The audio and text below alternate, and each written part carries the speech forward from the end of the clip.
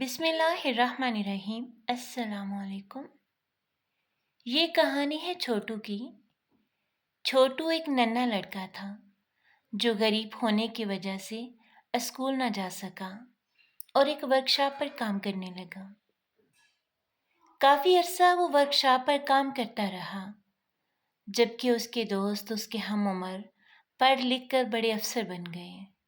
مگر ایک دن جب ایک افسر دوست اس سے ملا تو یہ جان کر حیران رہ گیا کہ چھوٹو تو اس سے بھی بڑا آدمی بن گیا تھا، مگر کیسے؟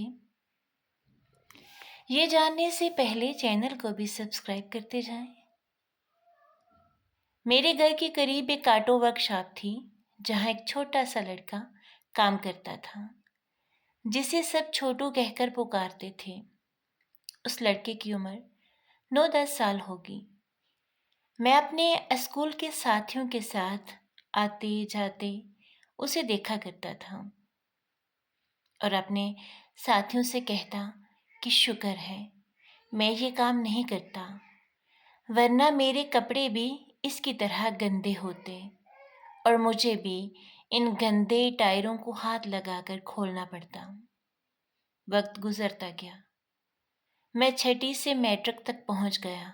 چھوٹو بھی اب کچھ بڑا ہو گیا تھا اور اب وہ زیادہ اعتماد سے کام کرتا تھا، مگر کپڑے اب بھی وہی میلے کچیلے ہوتے۔ میں کبھی کبھار اس سے کہتا کہ تم اپنی زندگی برباد کر رہے ہو، کاش تم بھی کچھ پڑھ لکھ لیتے اور ہماری طرح صاف ستھرے رہ کر معاشرے کا ایک اچھا فرد بنتے۔ چھوٹو ہمیشہ جواب دیتا، آدمی پڑھا لکھا ہو یا نہ ہو، سب سے بڑی چیز انسانیت اور دوسروں کے ساتھ ہمدردی ہے۔ بہت سارا وقت گزر گیا۔ میں نے یونیورسٹی سے بڑی ڈگری حاصل کی۔ میں امتیازی نمبروں سے پاس ہوا تھا، اس لیے مجھے ایک فرم میں بہت اچھی ملازمت مل گئی۔ میرے والدین نے میری شادی کروا دی۔ میری 2 بیٹیاں ہوئیں۔ میں اپنے آپ کو بڑا خوش نصیب سمجھتا تھا اور اکثر اس کا تذکرہ بھی کر دیتا تھا کہ علم نے مجھے نفع دیا اور آج میں اپنی تعلیم کی وجہ سے اپنے بچوں کی اچھی پرورش کر رہا ہوں۔ ایک بار ایسا ہوا کہ میں اپنی کار میں کہیں جا رہا تھا کہ اچانک ٹائر پنکچر ہو گیا۔ قریب ہی ایک آٹو ورک شاپ تھی۔ میں گاڑی کو دھکا لگاتا ہوا وہاں تک پہنچا۔ اتفاق سے یہ ورک شاپ وہی تھی جہاں کبھی چھوٹو کام کرتا تھا۔ وہاں ایک کاریگر نے ٹائر کھولا۔ ایک شخص پر نظر پڑی جو گیراج کا مالک لگ رہا تھا، مگر وہ بھی میلے کپڑوں میں تھا۔ میں نے غور سے دیکھا، یہ چھوٹو تھا، اور اس سے زیادہ تعجب مجھے ان چند نوجوان کاریگروں پر ہوا جو کافی پڑھے لکھے اور مہذب لگ رہے تھے اور بہت ہی ادب سے بات کر رہے تھے۔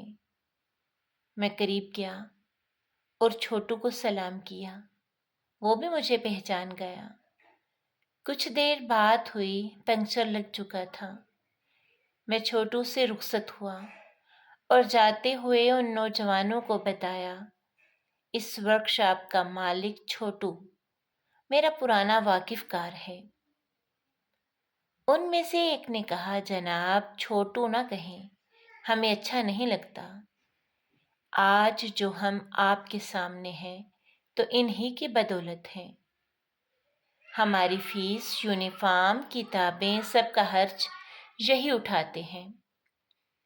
ہمارے علاوہ کئی اور طالب علموں کا خرچ بھی اٹھاتے ہیں۔ یہ چھوٹو نہیں، یہ تو ہمارے لیے رحمت کا فرشتہ ہے۔ ان کی یہ بات سن کر میں سوچ میں پڑ گیا کہ میں نے پڑھ لکھ کر بڑا کام کیا یا اس نے دوسروں کو پڑھا لکھا کر بڑا کام کیا۔